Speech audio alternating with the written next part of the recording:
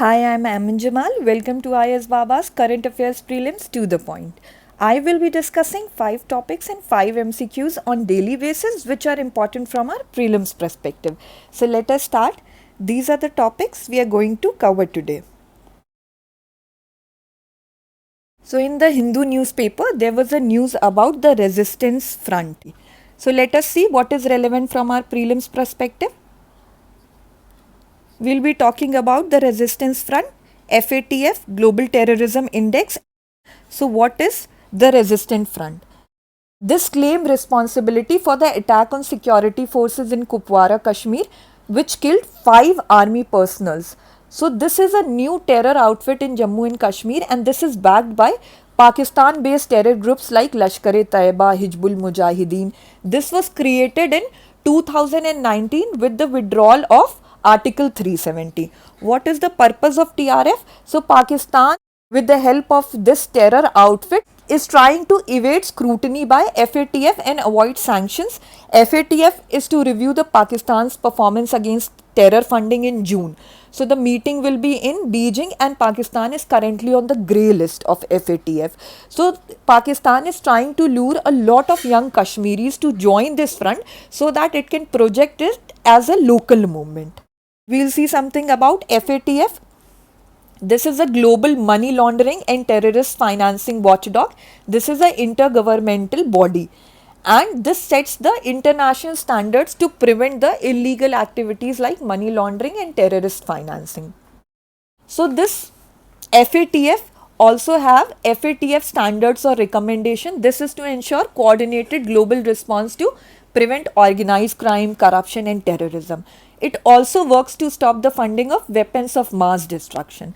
Now this was established in 1989 during the G7 summit in Paris, and the secretariat is located at the Organization for Economic Cooperation and Development, that is in Paris. Total there are 39 members.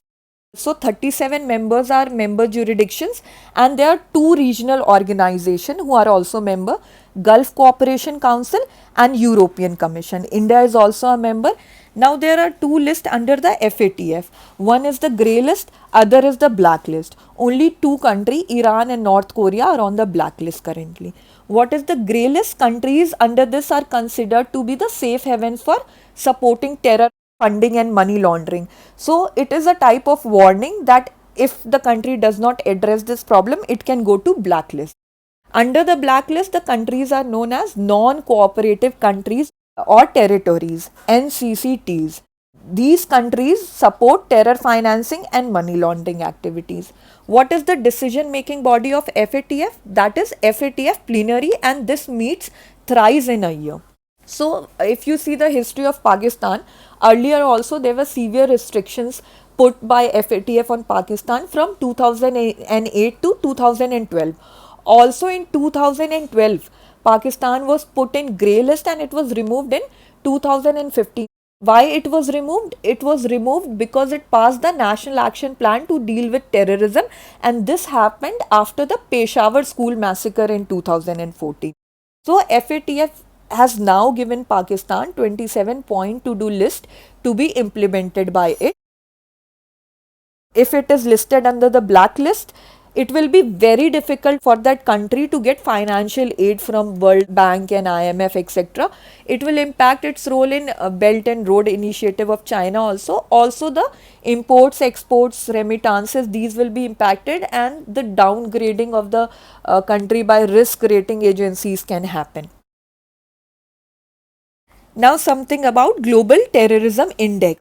So the Global Terrorism Index of 2019 has ranked India 7th worst terrorism affected country. So India has questioned this, and it has also questioned the funding of the organization that comes out with this index. So what is that? Institute for Economics and Peace. This is an Australian institute. This institute comes out with the index. Global Terrorism Index is based on data from Global Terrorism Database. What is the relevance of this?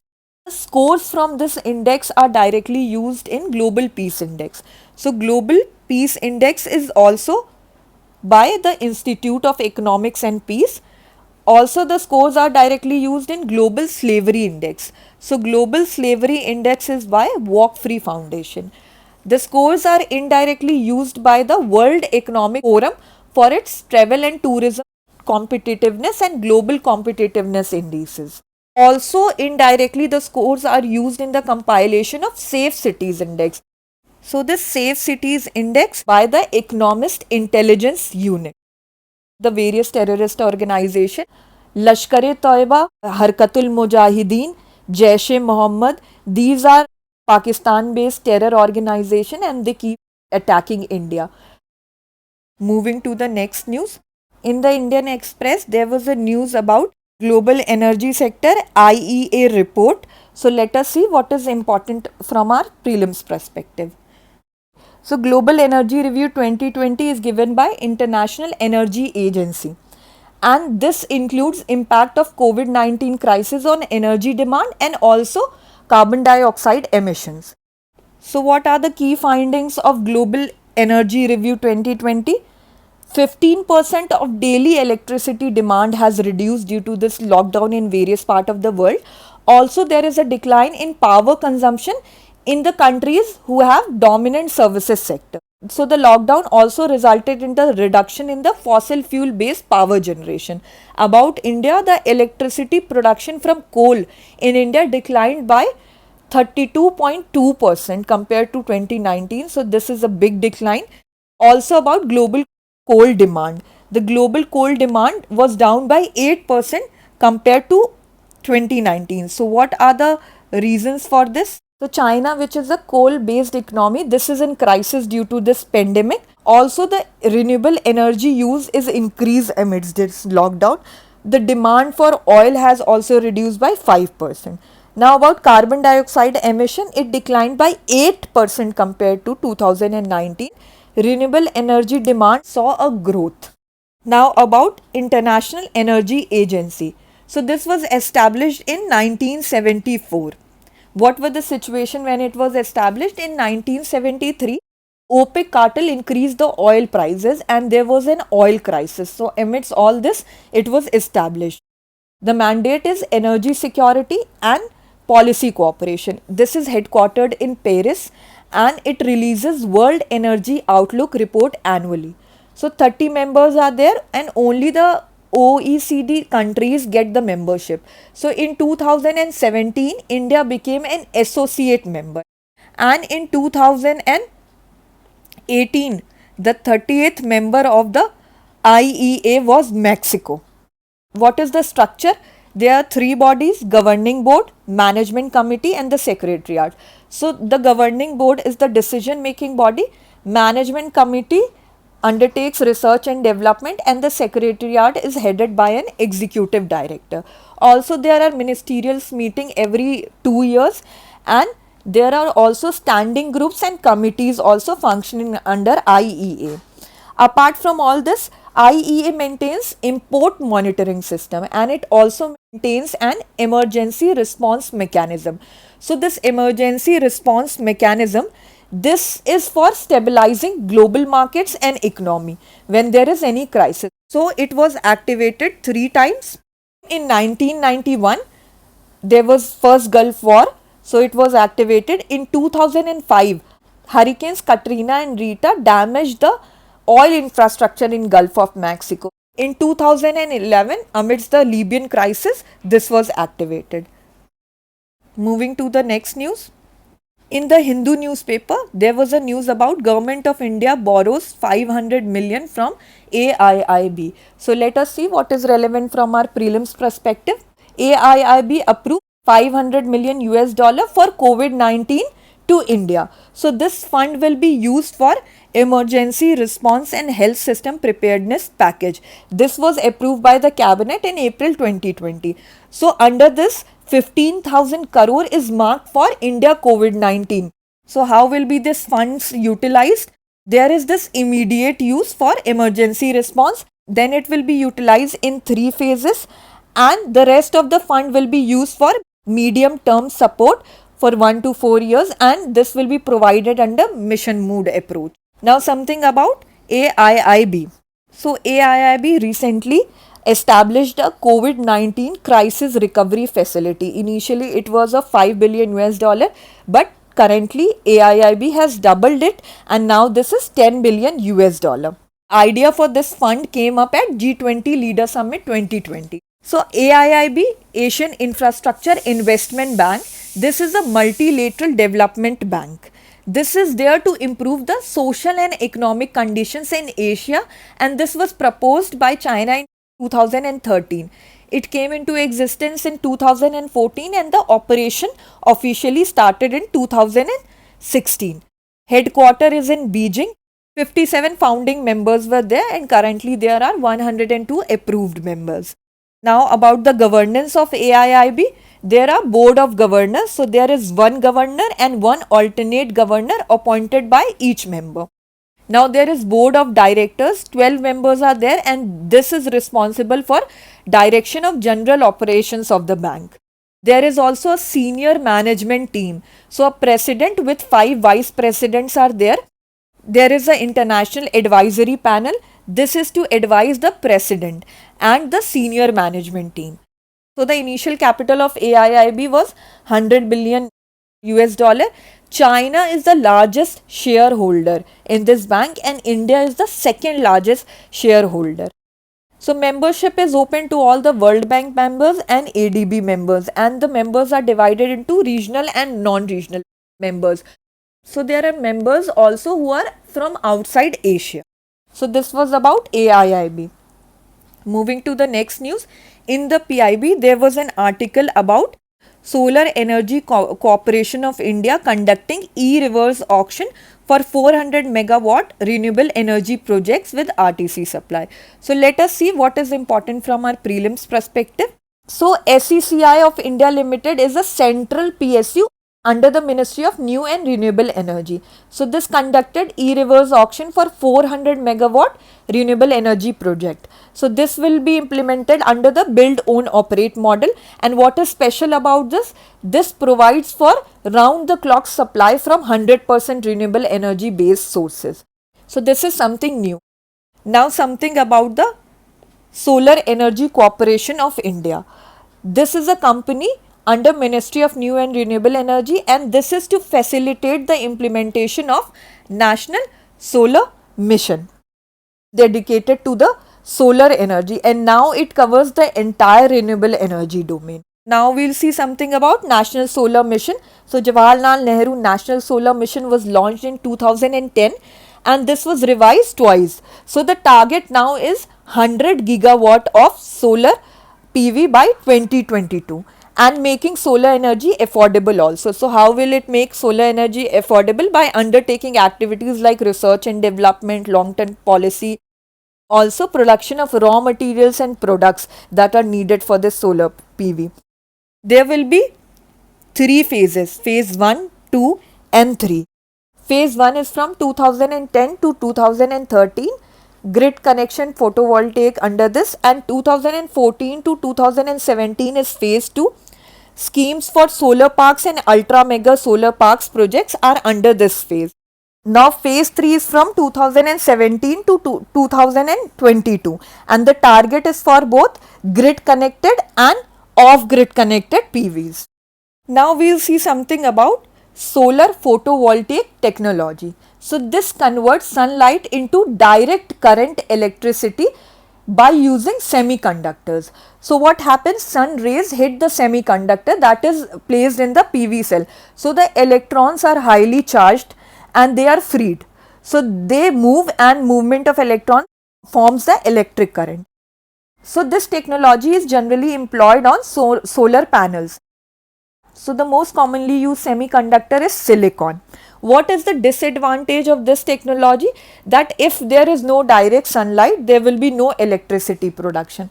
What is the advantage? It has decentralized the production sites. Like you don't need a mega project for this, and the consumers can now produce their own electricity from this and they can consume it. So this was about SECI, National Solar Mission, and the solar PV technology. Moving to the next news. In the PIB, there was a news about Union Defense Minister approving the abolition of 9,304 posts in military engineering services. So we'll see what is relevant from our prelims perspective. We are going to see Shikatkar Committee. The news was based on the recommendation of this committee. So let us see about this committee. This was appointed in 2016 and this is a 11-member committee. It was headed by General Retired D.B. Shikatkar. What is the purpose of this committee? The purpose is rebalance of defense expenditure and enhancing the combat capability. So one of the recommendation was also about closure of military farms and army postal establishment in peace location. So the committee made total 99 recommendations. What are the other recommendations? It was about reorganization of army headquarters, enhancement of standards to recruit the clerical staff, and also about improving efficiency of National Credit Corps. So this was about Shikatkar Committee. Now we have seen 5 topics. Let us see 5 MCQs based on these topics. So the first MCQ is, consider the following statement. The Financial Action Task Force, a global money laundering and terrorist financing watchdog, comes out with the Global Terrorism Index. Statement 2, Gulf Cooperation Council is the member of FATF. So which of the above statement is correct? The answer will be B, because the Financial Action Task Force does not come out with Global Terrorism Index. We have read about the Institute for Economics and Peace that comes out with this index. Also we know that Gulf Cooperation Council is the member of FATF. So only second statement is correct. Answer is B. Moving to the next MCQ. World Energy Outlook Report is annually published by, options are World Energy Council, International Network for Sustainable Energy, International Energy Agency, and International Atomic Energy Agency. So we have read about it. World Energy Outlook Report is published annually by International Energy Agency. Moving to the next MCQ. This is from the previous year. With reference to Asian Infrastructure Investment Bank, consider the following. AIIB has more than 80 member nations. India is the largest shareholder in AIIB. AIIB does not have any members from outside Asia. So we have read about this and we know that the largest shareholder here is China, not India. So statement 2 is incorrect. Also we have read that there are non-regional members also who are from outside Asia. So this statement is also incorrect. And we know that AIIB has more than 80 member nations. So the statement 1 is correct. So our option will be A1 only. Moving to the next MCQ. This is also from previous year. With reference to technologies for solar power production, consider the following statement. Statement 1, photovoltaic is a technology that generates electricity by direct conversion of light into electricity. So we have read about this. While solar thermal is a technology that utilizes the sun's rays to generate heat, which is further used in electricity generation process. Now statement 2, photovoltaics generate alternative current while solar thermal generate direct current. India has manufacturing base for solar thermal technology but not for photovoltaic. So the first statement is correct. It tells us about how the photovoltaic work and how the solar thermal works. So this statement is correct. The statement 2 is incorrect because both photovoltaics and the solar thermal generates direct current.